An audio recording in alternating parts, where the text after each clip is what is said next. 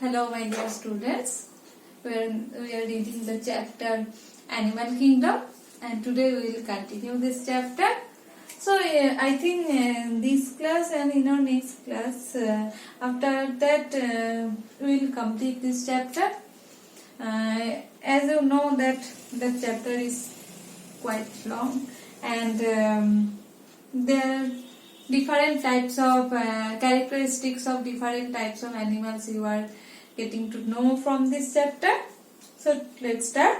Today we will start with the class Amphibia. In our previous classes up to class Osteochthyes we have completed. So today we will start with the class Amphibia.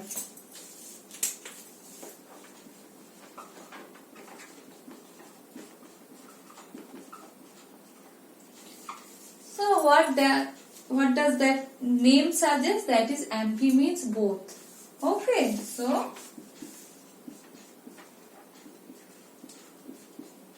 amphi means both or dual, and bios means life. That means they can survive in both land and water. Particularly, most of them they live in water, but for reproduction or some other purposes they need water. Okay, so as they can live both in land and water, they are called as amphibia. Okay, so amphi means both or dual and bios means life. Those who can survive in both aquatic and terrestrial life form are called as amphibia. Okay. Now we will see the different characteristics of amphibia. Their body is divided into mainly two parts, that is head and trunk. Their body is divided into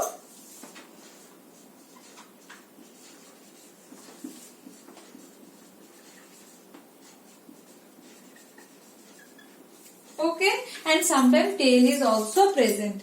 Their body is divided into head and trunk, and in some tail may present or may not. Okay, tail may be present or may be not. So that is the first property or criteria of amphibia. And what is the habitat? We have mentioned that is both. What both? Terrestrial and aquatic. Now we will see the next property. That is their skin is their type of the skin. Their skin is moist.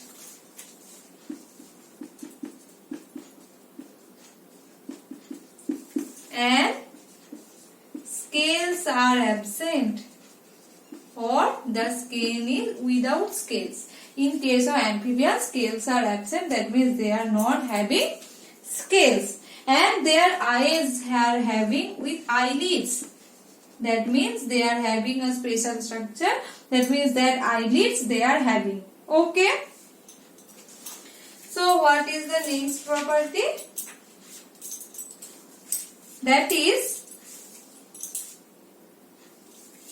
What is the next property? That is, we will see another new term, that is tympanum. I am writing.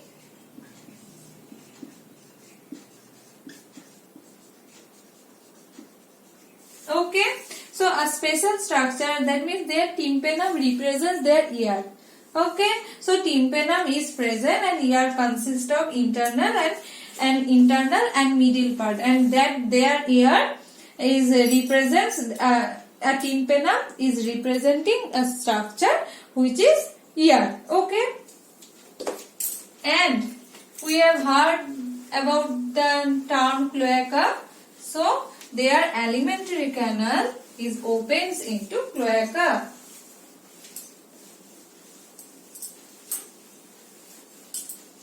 Not only alimentary canal, their urinary chamber, reproductive tract. So, what is the next property? Their alimentary canal and reproductive tract and urinary system opens into a structure which is called as cloaca. These structures, these systems open into a structure which is cloaca, and cloaca will opens to the exterior. Okay, cloaca will opens to the exterior. So respiration, what is the mode of respiration? They can respire with the both lungs and gills. So they are having both, as they are having both aquatic and terrestrial mode of nutrition, they can respire through these two, both lungs and gills, and another one, as they are having moist skin, they can respire through some sort of respiration or gaseous exchange is taking place through the skin also. Next is heart.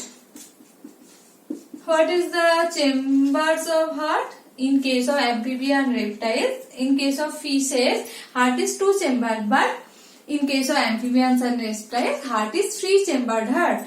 Heart is three chambered. That is, two auricles are present and one ventricle is present. Two auricle and one ventricle is present in case of three chambered heart of amphibia. Now, next property is they are hot blooded or cold blooded. As we know that the amphibians are cold blooded animals and their sexes are also separated. So next property is they are cold blooded animals and their sexes are separate. Male and female reproductive parts are present in different bodies and their fertilization is usually external. Okay, fertilization is external fertilization and the mode is oviparous. Okay, that means they can lay eggs. And now we will have to know another important term, that is nictitating membrane.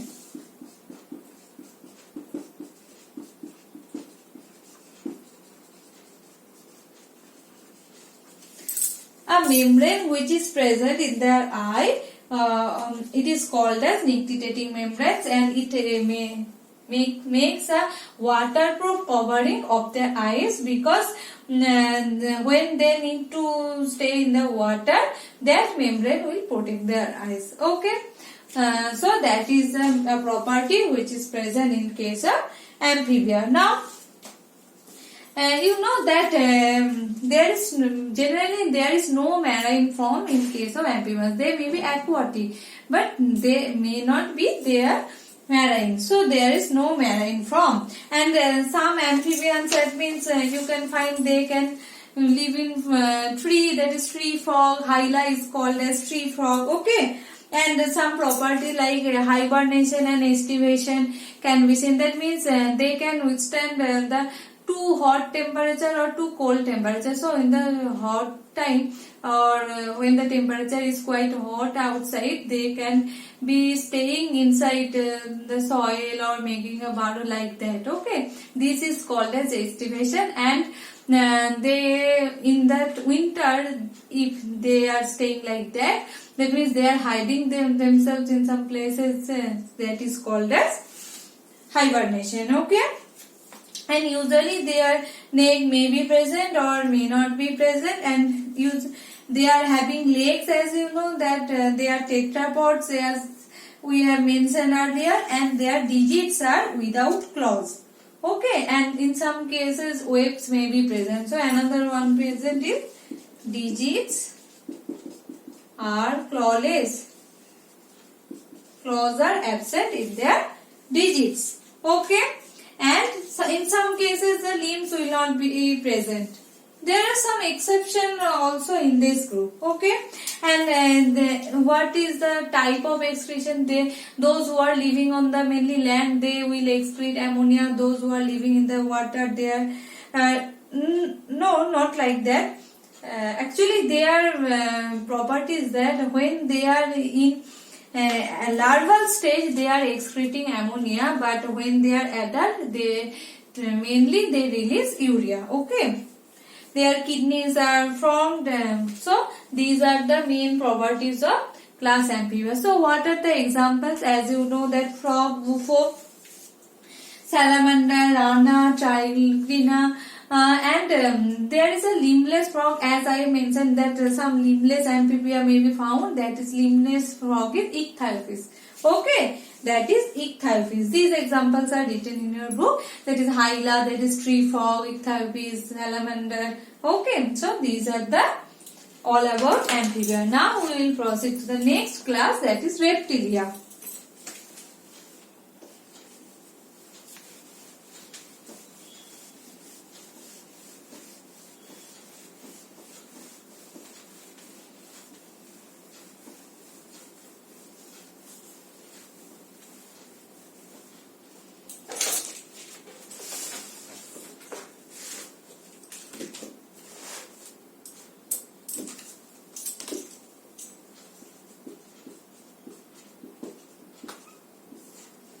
Next we will read the properties of reptilia. So when we will tell that term reptilia, one word comes with that, that is crawling or creeping. Okay, that means as their name suggests, that is repairi to, that means which crawl or creeping. That means reptiles are that their name, that is creeping and crawling mode of locomotion. Okay,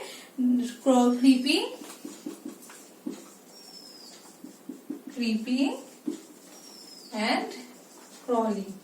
So reptiles are mainly creeping or crawling mode of locomotion they are showing. Okay, that means reptiles usually crawl or creep. As their name suggests that they are crawling or creeping in behavior. Now their body is covered with a, there are some differences between in that amphibia and reptiles. What? So they mainly stay on the land. Okay, and in case of amphibians we have seen they are having moist skin, but in case of reptiles they are having dry skin.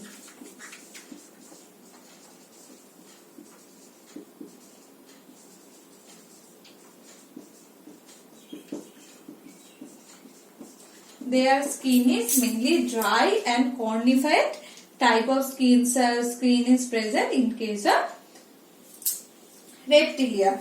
And in some, that is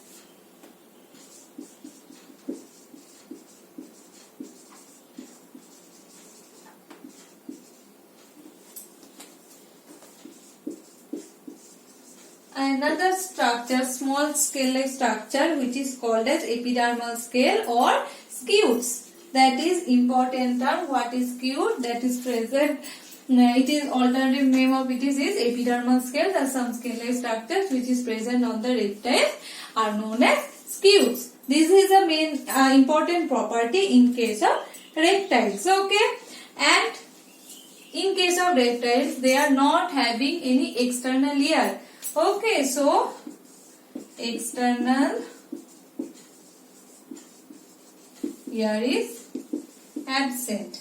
In case of reptiles, external ear is absent, and in their cases also tympanum represents the ear. Their external ear is absent and they are called as that means that structure is tympanum, which represents the ear. Next, that means what are the number of digits or number of limbs. So if limbs present, that is 2 pairs. Okay, if limbs are present, so limbs are usually 2 pairs.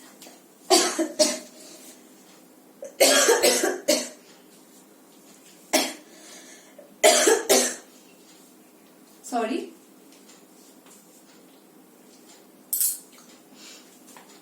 So, if limbs are present, in case of reptiles, limbs will be usually 2 pairs of limbs will be present. Okay, so usually reptiles are abundant in the tropical regions.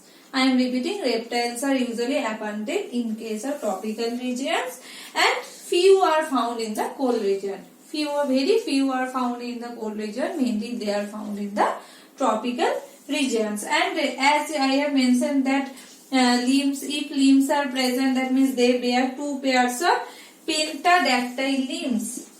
What type of limbs? Pentadactyl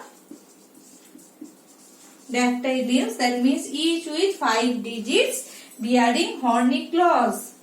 Each with 5 digits bearing horny claws. In case of amphibians, we have seen claws are usually absent, but in case of reptiles, they are having pentadactyl limb. That means each limb with 5 digits, and digits will be with claws. In case of amphibians, claws were absent, but in case of reptiles, claws are present. Okay, and these are the another two differences between amphibia and reptile. And their, as we know, their endoskeleton is bony endoskeleton, and alimentary canal leads into cloaca. Like the amphibians, their alimentary canal also leads into that opening. They are called as cloaca. And they are poikilothermic, that means cold-blooded.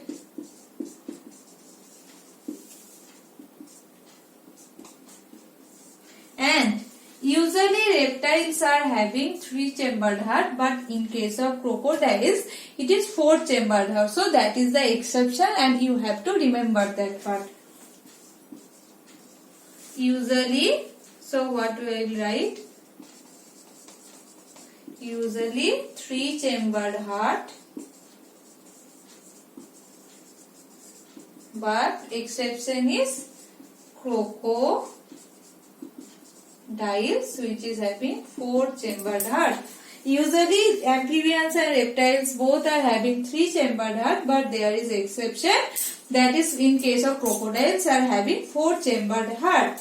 And their fertilization, in case of fertilization they are having exception, that in case of amphibians we have seen their fertilization was external type, but in case of reptiles fertilization is internal. So